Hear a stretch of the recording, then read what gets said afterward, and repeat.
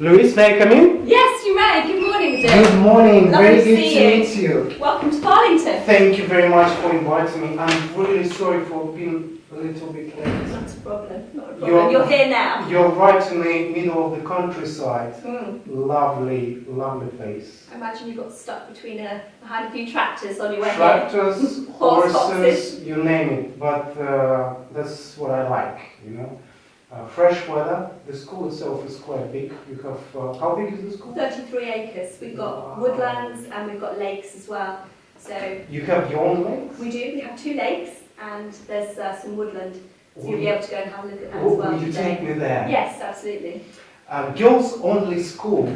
I do have a little girl. She's only 8 now. And me and my wife, we seriously considering boarding school for girls from the age of 12. Right. Do you think it's the right decision? Because there's so many discussions in It this is. respect. I mean, we accept girls into boarding from the age of 8. From So the age of year 8? 4, we've got a specific boarding house, which is our junior boarding house, Fish Ponds, which opened this year. Beautiful. A real sort of family environment. They've got a lovely garden. They can go out and play. So that's from year 4, so 8 years old, to year 8, so roughly about 12 years old. So very much a home-from-home environment, which is fantastic. Then we've got our main mansion house as well. When the girls are in year 9, they move up to the main mansion house. So we've got 2 different parts. But you talked about all-girls education. I've taught in co-educational schools. I've taught in all boys and I've taught in all girls. So I know that all-girls education really works. It's fantastic. It gives them that confidence, just to step outside their comfort zone, to take risks, and generally just give things a go. And that can be anything in the prep school, from standing up in an assembly or playing an instrument in a concert, and it could be raising funds to go on an expedition. So this year, the girls are going to Tanzania. So fantastic, wide range of opportunities, but also in subjects as well. There's no subject that's stereotypically a boys' subject. They can do the whole range of subjects. Opportunities, for example, head girl positions, house captains, it's all open to them. So you're more focused on what girls need? Yes, we are. We're focused on them, and the ethos of the school is about the individual and what we can do for them. So as a staff, we know the girls really well. We're intentionally a smaller school, so that we get to know them well, and we look at making sure that they become the best possible person that they can be and really achieve their goals. That's what we do really well. You did mention confidence. Yes. Actually, having boys around kind of spoils it a little bit. It can do. It can do. Because there's a competition always. Yes, I mean, I've seen that, obviously, from working in co-educational schools. It can do sometimes. They feel a little bit wary about maybe answering questions in class because sometimes they worry about what the boys may say.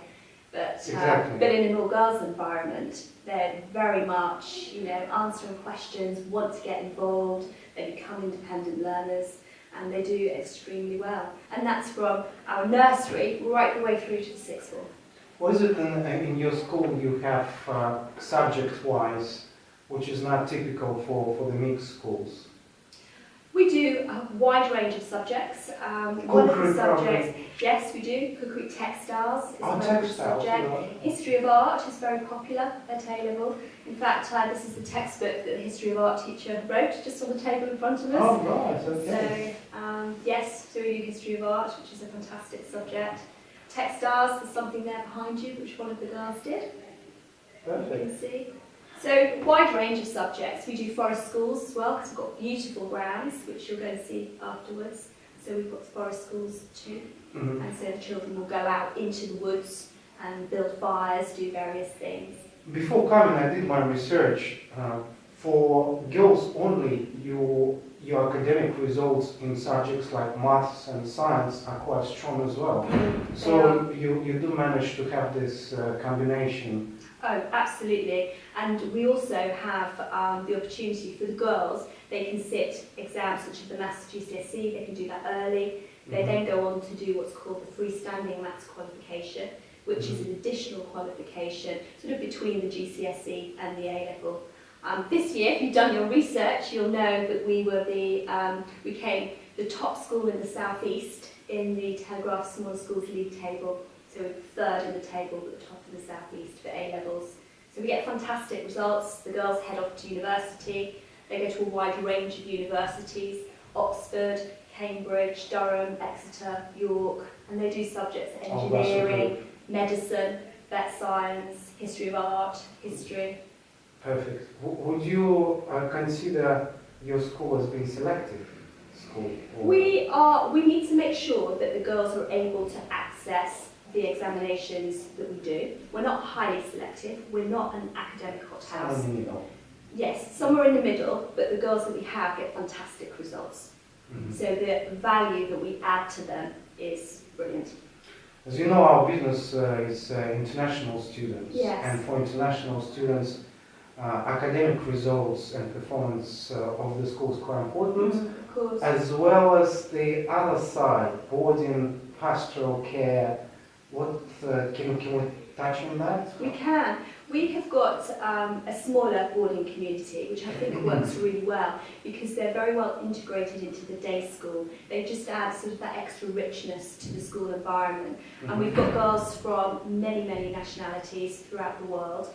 As I said before, we've got our junior boarding house and then we've got the main mansion boarding house. So there's a huge variety of girls, but what they do is they form very good friendships with the day girls. So there's that sort of unity within the school. It's really important because it gives them the opportunities, expat weekends, for example. They may go and stay with a local family, obviously with the permission of parents, but that works really well. Also, so it really absorbs them into the British culture. I think it's a very good idea. It is good. And your day school girls, so where are they mainly from? The local area, really. They come up as far as the south coast, because of course we're not that far from Brighton. And they'll come from Guildford, Cranley, that sort of area. So sort of a big circle around the school they come from. It's a good location. Yes. You're not far from London as well. No, we're not far from Gatwick. Gatwick was it 30 so minutes? 20 minutes to Gatwick. It's very convenient. And London, Heathrow is probably about an hour. But we arrange taxis for the girls if they come into the airport. That's absolutely fine. We can arrange a taxi. You said that your boarding community is small. It's smaller. We've probably got about percentage-wise, it's about 10% boarding. 10% yeah, boarding. 10-15%. But actually, I think that works quite nicely because of the fact that it means they're very much integrated within the day school. Of course. And international students, do they get that extra support if they need? Yes, they do. If they need English as an additional language lessons, they're available to all of our international students. They also have a personal tutor, and there's a house tutor as well in the boarding house, so they do get a lot of extra support. When they come, when they first arrive, we will buddy them up with a day girl, just to make sure. Idea, it's part of them settling in, isn't it, and integrating. And we want them to settle as quickly as possible, because if they settle quickly, they'll get on with their academic studies, they'll be happy, and they'll be learning, and that's what's most important, isn't it? Yeah, excellent. Have you been anywhere in a Russian-speaking country? I haven't, no. I haven't had that opportunity yet, no. Speaking in Russian? No, I don't, I'm afraid. You don't? No. Why, are you going to teach me some? Yeah, I'll teach you some. Can you repeat after me, please? Добро пожаловать в нашу школу. You just said, welcome to our school. Right. Is it okay if I write it down for you? Yes, of course. Next time I come, or our Russian students, you can greet them. Yes, that would be lovely. In Russian. I will practice. I just arrived. Very good to meet you. I know that you planned a whole day of me visiting the school and introducing your school to me. Head of academics? Yes, first of all you're going to meet Francis Moilet. Francis is the head of our prep school, so you'll get to meet That her. is why I'm limiting my questions, because I know that some other people which Absolutely. I'm going to be talking to. And then you also meet David Walker-Smith, who will talk to you about academics. You'll meet Deborah Roberts-Barter, who will talk to you about the boarding house. You'll go over to Fish Ponds, the boarding house I was telling you about, and meet Emily as well, Emily White. So lots of people you'll meet during the course of the day. Louis, in conclusion, can I say something? I do travel a lot. I visit a lot of schools. I visit a lot of headmasters and headmistresses. You are a very friendly person, very smiley, and I can feel that if we will be sending our girls to your school, they will be in a very friendly, capable, professional hands. They certainly will. They will. Thank you very Thank much for you. talking to me. Really lovely to meet you today. Let's go see the school. Yes.